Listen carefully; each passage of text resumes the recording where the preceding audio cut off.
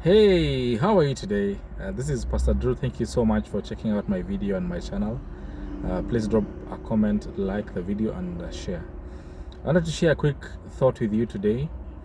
I have been working in aviation for a few years now, and I wanted to just share a thought that has always been with me while I was working. Now, in aviation, especially when you are in the passenger end of aviation, you get to see so many passengers. And one of the things I really notice about passengers, especially those ones who are on transit, which is what I want to focus on in this video, the two things you notice about passengers on transit. One, they carry very light luggage. Of course, airline restrictions demand that you don't carry, above a certain limit and a certain number.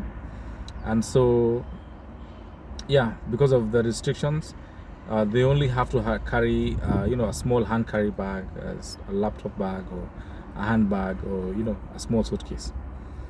Secondly, passengers on transit don't mind the discomfort.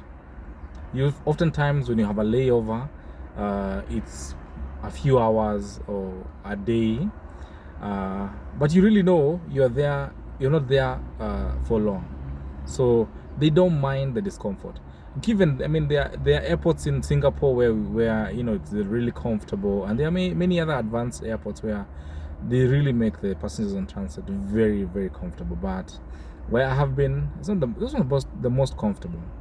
You can get food, but you'd see them sleeping on the floor, sleeping on the benches in the lounges, and it's not the best situation.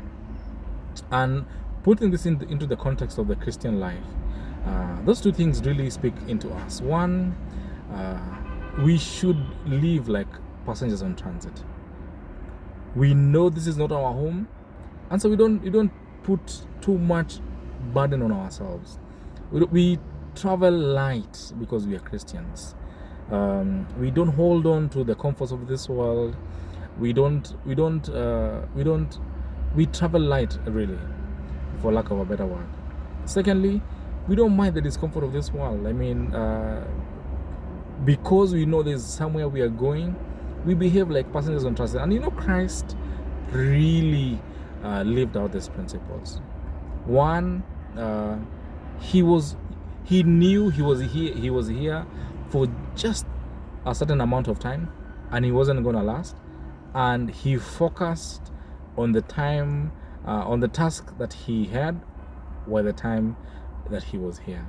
And so I found that really profound to consider, and I just encourage you to be like a passenger on transit. Next time you're traveling and you have a stopover, remember that experience should speak to your faith, that you should not be too comfortable while you're on transit.